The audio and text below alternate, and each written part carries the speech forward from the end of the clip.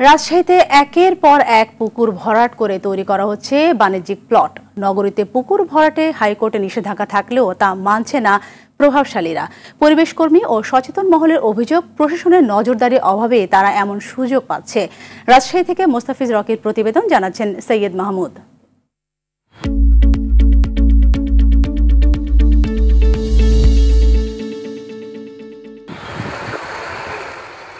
মাসখানেক আগেও এখানে বিশাল পুকুর ছিল, অথচ এখন চলছে বাণিজ্যিক প্লট তৈরির কর্মযজ্ঞ।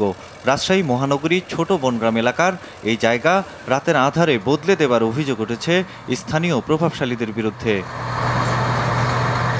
2014 সালে human rights and piece for Bangladesh নামে একটি বেসরকারি সংস্থার রিটের পরিপ্রেক্ষিতে হাইকোর্ট রাজশাহী নগরীতে পুকুর ভরাটে নিষেধাজ্ঞা দেয়, কিন্তু 10 বছরেও তা বাস্তবায়িত হয়নি। অভিযোগ উঠেছে প্রশাসনের উদাসীনতায় এমনটা হচ্ছে।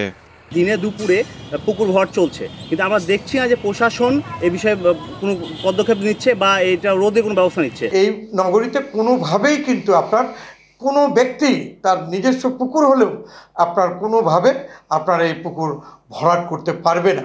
এরপরেও কিন্তু থামছে না। রহস্যজনক কারণে কার ইশারায় বৃদ্ধাঙ্গুলি দেখেছে আইনকে। নগর পরিকল্পনার মানদণ্ড অনুযায়ী একটি আদর্শ শহরে 10 থেকে 15% জলাশয় জলাধার থাকার কথা, অথচ 93 বর্গ কিলোমিটার আয়তনের রাজশাহী মহানগরীতে এখন জলাশয় রয়েছে মাত্র 3%। সামাজিক সংগঠন youth action for social change বলছে, গত 59 বছরে রাজশাহীর জলাশয়ের প্রায় 97.16% দখল ও ভরাট করা হয়েছে। এতে বিপর্যয়ের মুখে নগরীর পরিবেশ। ভরাট আপনার রাত ছাড়া হয় না। দিনে আসবেন এরকম ফাঁকা পাবেন, রাত্রে আপনি 10টার পরে আসবেন, ড্রাম ট্রাক আপনার এপার দিয়ে ঢুকছে, অবৈধ পলিটিক্স পাওয়ার ব্যবহার করে গোটাটা আপনার ভরাট হচ্ছে। এদিকে পুকুর রক্ষায় কার্যকর পদক্ষেপ নেবার কথা জানিয়েছে জেলা প্রশাসন।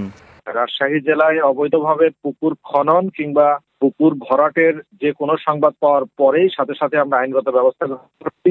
এক্ষেত্রে আমাদের পুলিশ বিভাগ সহযোগিতা করতে, পরিবেশ অধিদপ্তর, আরডিএ এবং সিটি কর্পোরেশনের আমরা সহযোগিতা পাচ্ছি।